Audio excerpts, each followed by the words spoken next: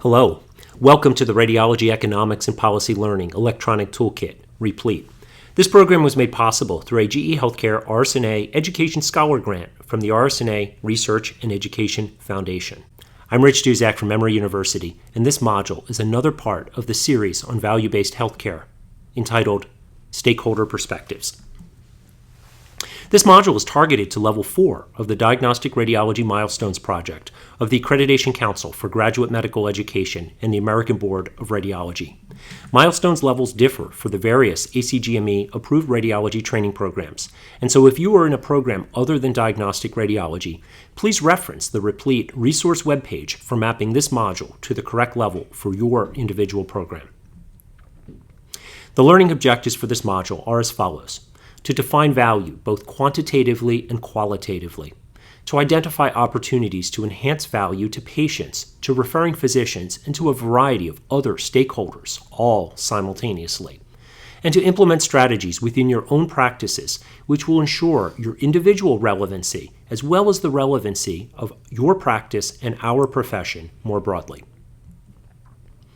Here are some additional resources listed alphabetically by author for those who would like to learn more about the topics in this module. We've used the word value countless times throughout Replete, and that's been intentional. Hopefully, one of the messages you've gotten is that value is what patients, policymakers, and a variety of other stakeholders are expecting of us.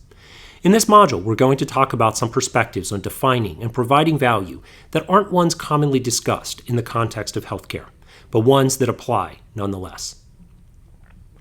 Remember, I shared with you in a prior module that the former Secretary of Health and Human Services made a pretty bold proclamation in the New England Journal of Medicine several years ago about how CMS was going to shift very deliberately and very expeditiously to value-based payments. So, your bottom line is at risk if you're not moving in the direction of value. But I shared with you as well in a number of modules in Level 3 of Replete that CMS doesn't yet have very good metrics to quantify value. And so it could be easy to get quite cynical and say, this is all unrealistic. And perhaps there's a bit of truth to that. But this train has left the station and is not coming back. What that means is that it will serve us all well to look at this as an opportunity rather than a curse. A blank slate, if you will, for us to come up with our own definitions of value. Because if we don't, someone else, whether they are from CMS or another agency or payer, and my guess is that we won't like those definitions very much. And so my message for today is that to provide value, we should also start with the assumption that it can be done better. What's it, you may ask? It's the status quo. It's how we provide care today. Creating value need not be a revolution, but rather an evolution of what you're already doing. Breaking it down step by step and doing each little step, just a bit better. That's the message that Dr. Giles Boland outlined in his Value Chain series in the JACR several years ago. That concept was built upon the ACR's Imaging 3.0 framework of how we can put the patient and other stakeholders back into focus.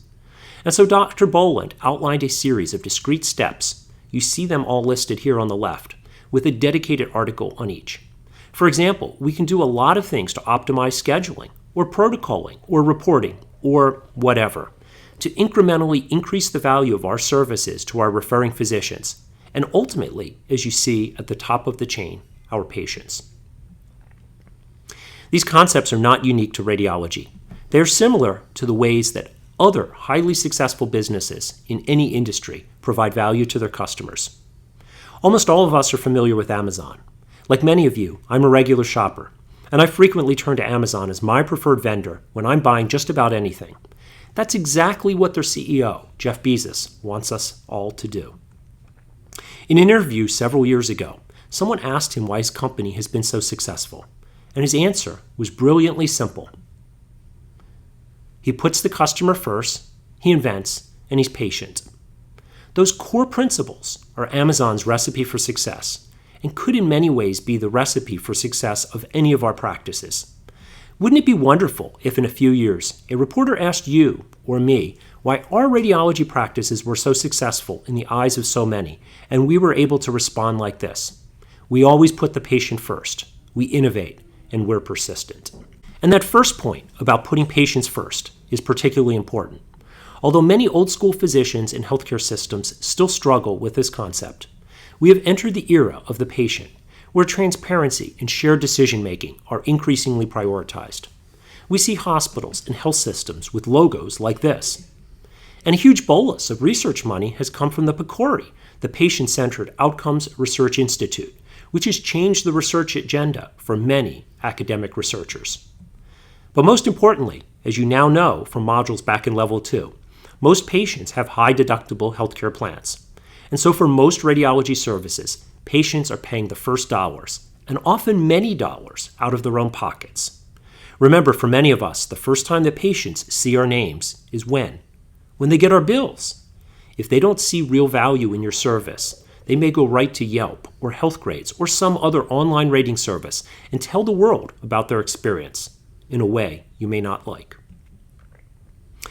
What this means is that while Medicare and other payers are moving toward value-based care, remember, under MIPS, there will be a 20% dollar differential in maximum pay between its biggest losers and its biggest winners. Patients will be simultaneously pushing us harder and faster toward value as well, with a whole set of expectations that aren't yet quantified in Medicare metrics. Let me tell you a story about a practice I got to know quite well about a decade ago when I was doing consulting. This was a small group that had been at a small community hospital for many years. The hospital CEO was considering terminating the group's contract and asked me to meet with them to help identify problems and to help potentially improve their service. You see, the medical staff found them not at all particularly service-oriented. The chief of staff at the time was a urologist, and when I met with him, I asked him an open-ended question about what he thought of the radiology group there. His one word? Worthless. That's not a good position to be in when your group is renegotiating your hospital contract. He shared with me this case. I've redacted all of the protected health information, but I think you can see that this urologist went way above what most of us see on a day-to-day basis in providing good clinical information to our radiologists. Persistent hematuria, negative cystogram last week, repeat negative kidney stone in the emergency department last night. He thought that he was ordering a follow-up CT scan with contrast, but you see what got done, a non-contrast study. And here's the radiologist's opinion. We could argue whether impressions 1 and 2 provide any useful information at all in this clinical scenario. But it's impression number 3 that really got this urologist upset. Dedicated pre- and post-contrast renal protocol CT examination recommended if clinically warranted. In his mind, that's exactly what he ordered, but somehow it didn't go into the electronic medical record that way. He made enough of stink about it at the time that the radiologist remembered the case quite well. And here was his response. But they ordered it without contrast. And the technologist who did the examination remembered the case quite well too. She told me that she noted at the time to one of her colleagues that they were doing the exact same non-contrast examination that patient had just 4 hours earlier. I asked her why she didn't talk to the radiologist and get this worked out in advance of the scan. Her response was a pretty sad one. I've stopped calling them, she told me. They don't care about this kind of stuff. Whether it's right or wrong, they don't want to be bothered. Our radiologists sound just like a Nike commercial. Just do it, like it shows in the electronic medical record. And so we need to remember that when we rely upon the electronic medical record and not real human communication, that it can be a situation of garbage in and garbage out. To paraphrase George Bernard Shaw, when you rely entirely upon the electronic medical record, you're under the illusion that meaningful communication has taken place. This case nicely illustrates, I think, how this radiology group missed a number of opportunities to provide value. By creating a culture that they told the health system that we really don't care. And they wound up increasing the patient's radiation dose and the bill to the insurance company. And since you know the patients pay a lot for their own imaging, the bill to that patient as well was higher. They further tarnished their already tenuous relationship with their hospital administration and medical staff leadership, and in doing so, jeopardized their own professional livelihoods. All because they weren't thinking about the patient, their patient. And thus I intentionally highlight the word "my" in this slide. It's not something that's in the DNA of most radiologists. But if we want to succeed under new value-based systems, we will need to collectively be willing to take on more patient-focused responsibility, and not just assume that things like appropriateness magically happen on their own. Now, many radiologists will say that they're busy and not able to take on any new work until they start getting paid for it. So let me let you in on radiology's dirty little secret. You're already getting paid for this. And if you're not doing it on a routine basis, some policymakers and payers will argue that you're overpaid. Look here. In the AMA's Resource-Based Relative Value Scale Data Manager, you can look up any CPT code. Here's the one for a contrast-enhanced CT scan of the abdomen and pelvis. As part of the RBRVS process we talked about many modules ago, you know that physician professional societies have to put forth a typical vignette and description of work for that code. You see the vignette here. And if you click through the tabs in this informational tool that's available for purchase from the AMA, you'll see how this code got valued through the RBRVS process. 5 minutes for pre-procedure work, 25 minutes for intra-service work, and 5 minutes for post-service work. So CMS is paying you as if these studies took 35 minutes of relative physician time. Think about that for a moment if you think you're not getting paid enough for your work. But let's take a bit deeper dive into the work that the ACR and other professional societies put forth to support the valuation of that service. The societies need to provide a typical scenario of work, and that's defined as what happens in more than half the time. The intra-service work component shouldn't be a surprise. You can skim through this and see that it's the kind of things you're typically doing, that you get paid for 25 minutes of effort, I'll remind you. But how about pre-service work? This gets you 5 minutes of paid effort, and it's what you're supposed to be doing more than half the time. Look here. Review the history before the patient gets scanned. Review prior imaging before the patient gets scanned, and communicate a protocol to the technologist, again, even before the patient gets scanned. This didn't happen in the practice in question, and I think doesn't happen in at least some of our practices on a regular basis. And how about this? Remember, you're also getting paid for 5 minutes of post-service work. Hopefully all of us are reviewing and signing our reports. But how many of us are discussing findings with referring physicians more than half the time? If you look through the work description of any radiology code, you'll see that discussing findings with referring physicians and/or patients themselves is pretty routine. So if our practices are not regularly doing these things, why should we expect to continue to get paid for them? My message here is that radiology's current service valuation is pretty tenuous. We've seen a lot of RBRVS cuts because of these very types of anecdotal situations. And the best way to maintain our relevance, and of course our incomes, is to provide our stakeholders what they want and what they need. One of my favorite quotes, one that's been attributed to Henry Ford, is the one that you see here. If I had asked people what they wanted, they would have said faster horses. It's a type of thinking attributed to Steve Jobs as well. People didn't know they wanted iPhones until they saw them. And there are some analogies for our profession. If we initially just asked ER docs what they wanted, they would say faster turnaround times. That may be the case, but I'll bet if we offered them better communication, real-time consultation for patients who had just had the same study within a short period of time, or the like, they'd find that quite valuable as well. One of our problems as a specialty is that we've often relegated ourselves to protective, hidden bunkers that we call reading rooms. And given how our workflow is designed, we don't interact with patients and referring doctors as much as we could or should to demonstrate our value. Here's a pretty famous article from Health Affairs, a very prestigious health policy journal, from over 20 years ago. It's a survey of leading internists about the most important medical innovations during their lifetimes. And if you look at that list, you would think that radiologists are the best thing since sliced bread. CT and MR scanning, angioplasty, mammography, ultrasound, they're all near the top. Based upon this list, we should have all the other specialties beat. But yet, we have all had the experience trying to tell people who we are as radiologists and what we do.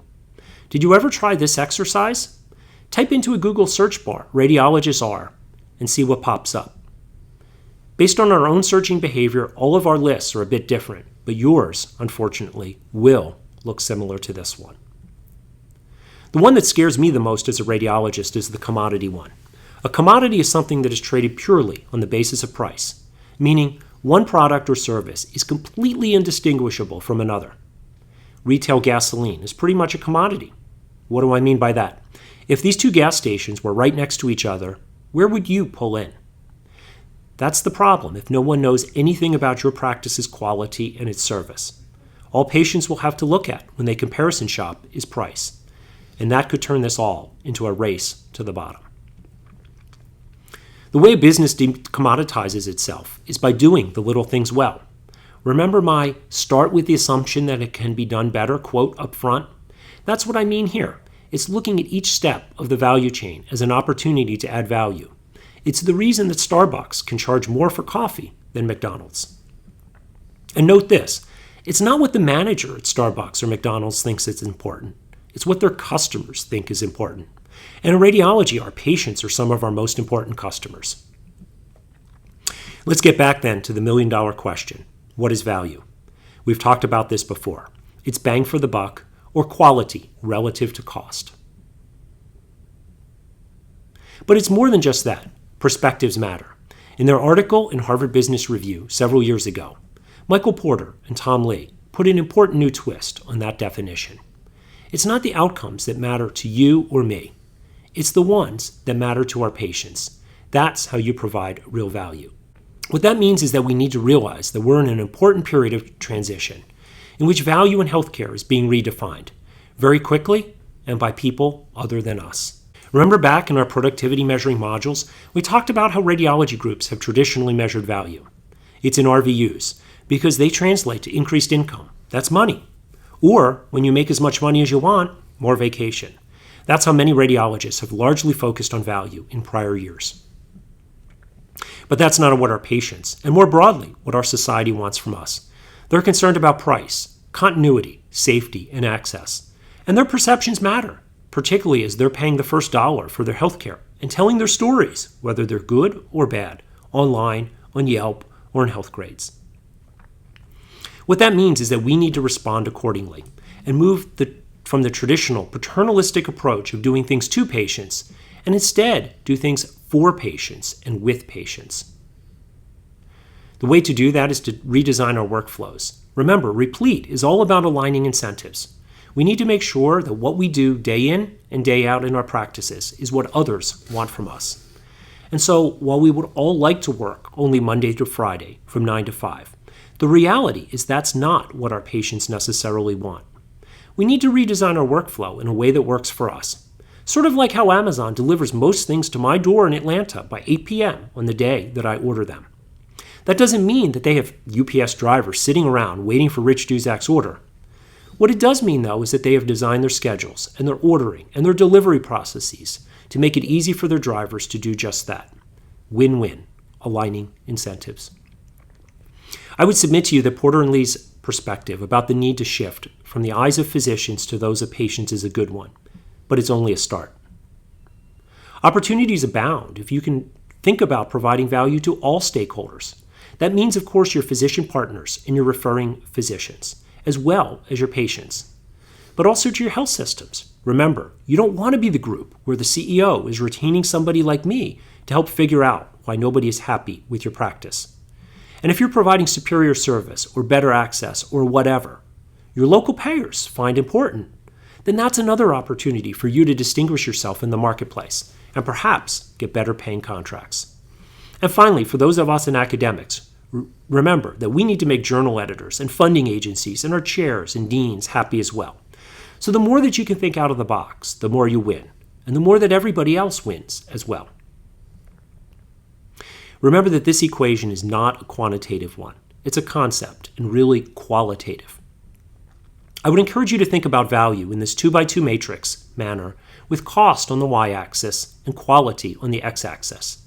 You want to be providing service in the bottom right quadrant and doing all you can to get out of the upper left one, recognizing that there are lots of shades of gray in between.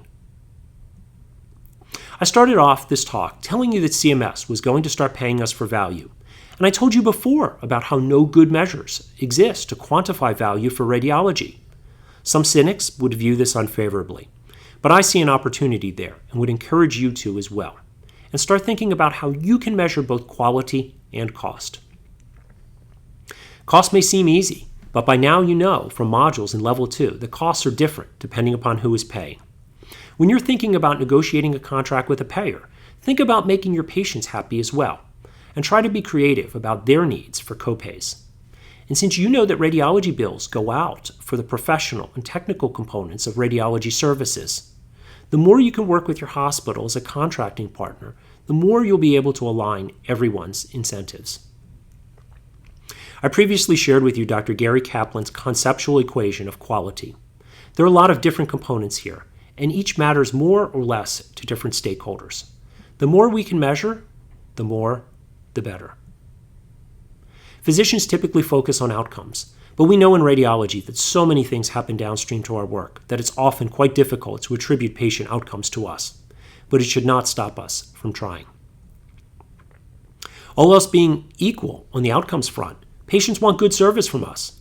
If I treat my patients poorly and you treat them well, spending time with them and making it easy to schedule services, to park, and to get their reports and images, they'll believe that you provided higher quality because you did. And don't forget about waste. Remember when we talked about purchasing biopsy needles and stents in contrast? The more we can provide identical services at lower cost, the more value we add. And waste isn't just about money. If you make your patients wait 3 hours in your waiting room, you've wasted their important time. And that will be also reflected in the quality scores they give you through Press Ganey and online. And finally, let's not forget about appropriateness. The non-contrast CT scan I told you about at the beginning of this module was perceived as being of terrible quality because it wasn't appropriate or necessary. This is basic algebra. If a study isn't appropriate, then A in the equation is 0, and so too is the perceived quality.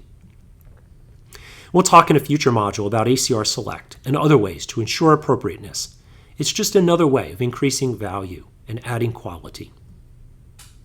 As we wrap up, I'll offer the same admonition I did in the physician productivity and performance modules. If all we're doing is looking at our work lists and counting RVUs, then we're missing countless opportunities to enhance value. Putting our focus back on our patients and other stakeholders, even if it's just for a few extra minutes every day, will result in rewards for all of them as well as us.